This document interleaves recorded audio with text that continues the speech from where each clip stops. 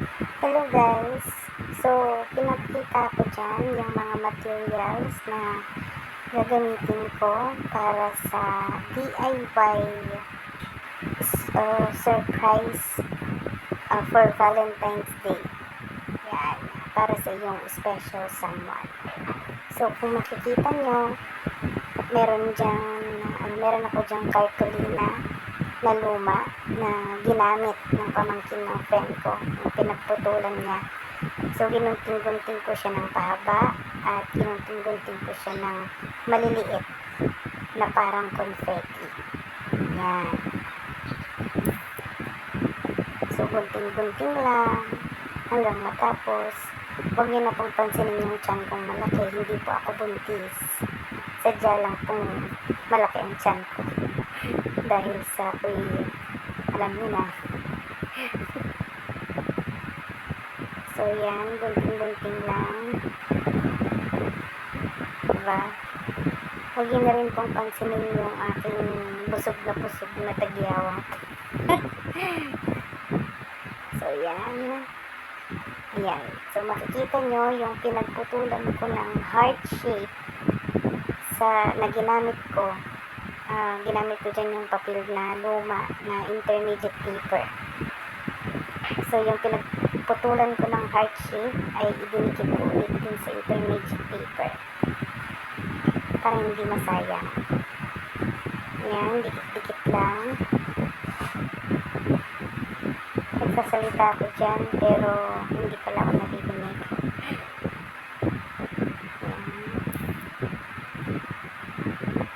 So, dikit.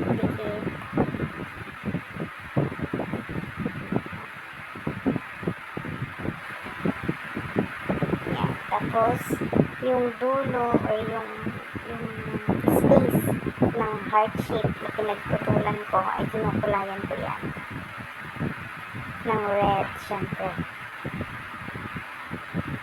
So, color. After dikit, color.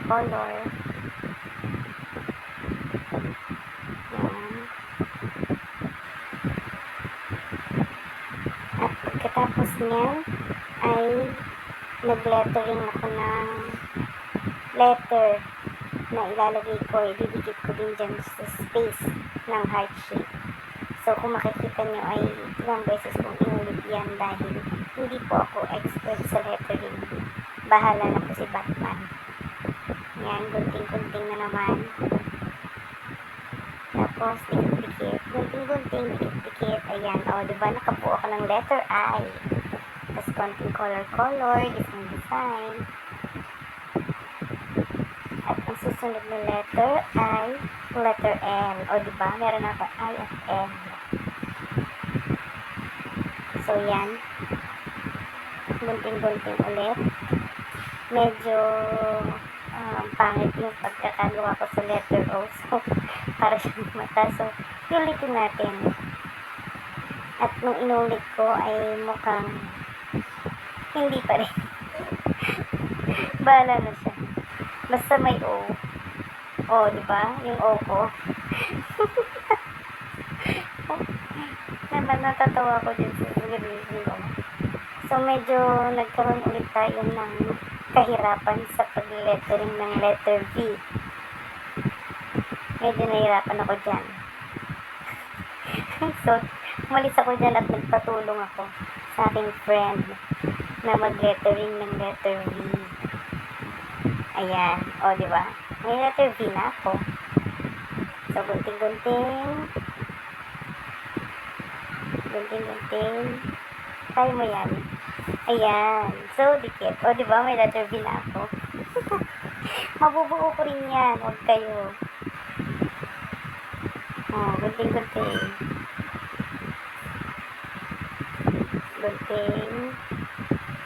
Sige, kaya mo yan. Kaya mo yan, self. At meron na tayong letter E. Ayan. Naku, mabubuo ko na. So, ito yung pinaka-isang madaling letter na ginawa ko. Ang letter U. Diba? Ayan. O, diba? Meron tayo, I love you. So, guguntingin ko yan.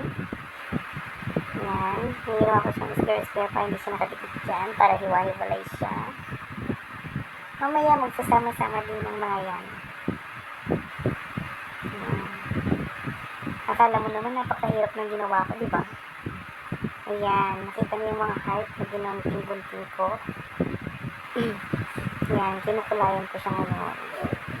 Ewan ko bakit hindi na lang ako naggunting gamit yung cartolina. Totoo may cartolina naman. Diba? Kaya mo na. Para kunyari medyo nahirapan naman ako sa ginawa ko. Alam mo na. Yung effort ba? Wala yun sa ganda or sa social na isusurprise mo eh. Nandun yun sa effort.